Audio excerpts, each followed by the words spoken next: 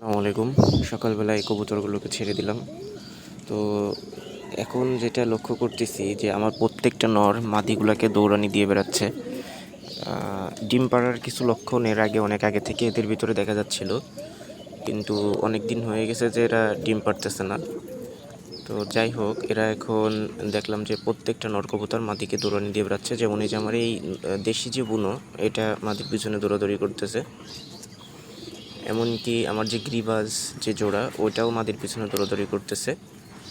এরপরে আমার লাল বুনো যেটা, ওটাও দৌড়াদৌড়ি করতেছে।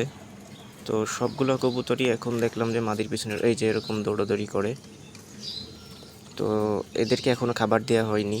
এরা হচ্ছে কালকে এদেরকে ভাত খাইতে দেওয়া হয়েছিল, তো রোদ্রে ওই শুকায়ে ভাতগুলো চাল হয়ে গেছিল, যার কারণে এখন ওরা ওইগুলা খাচ্ছে।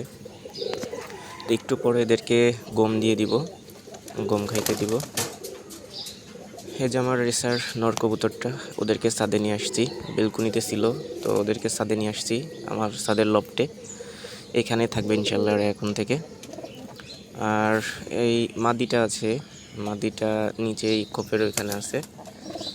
তো এই যে সিরাজি কবুতরটা, আমার এখানে মোট এখন 13টা কবুতর আছে, মানে 6 জোড়া আর একটা সিঙ্গেল কবুতর আছে। তো সিঙ্গেল কবুতরের জন্য ইনশাল্লাহ খুব দ্রুত একটা মাদি কবুতর নিয়ে আসবো। ওটাকে সিঙ্গেল রাখবো না, যেহেতু সবগুলা জোড়া জোড়ায় আছে, ওটা কেন সিঙ্গেল থাকবে।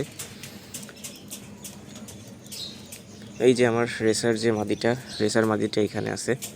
তো মাশাল্লাহ সব মিলায়ে আমার কবুতর সবগুলো ঠিকঠাক আছে, সুস্থ আছে, স্বাভাবিক আছে। তো এদেরকে একটু ঠান্ডা ঠান্ডা পড়লে একটা 2টা ডোজ করে দিতে চাচ্ছিলাম, যেটা হচ্ছে কৃমির ডোজ এবং ভিটামিনের ডোজ।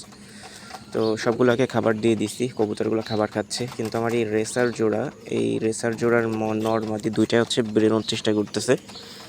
যেহেতু এরা এখানে নতুন, একদমই নতুন, এরা এখানে এর আগে আসে নাই, সেহেতু ওরা একটু বেরোতে চাইবে, এটাই স্বাভাবিক। তো এরা এই জায়গাটার সাথে 1 দিন 2 দিন গেলে, একটু পরিচিত হয়ে গেলে, তখন আর বেরোনোর জন্য এত লাফালাফি করবে না, তখন সুস্থভাবে সুন্দরভাবে থাকবে।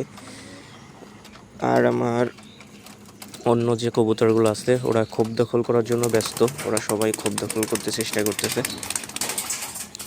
ইনশাল্লাহ আল্লাহ সহায় থাকলে খুব দ্রুত একটা সুসংবাদ পেতে পারি আমরা কবুতরের মাধ্যমে।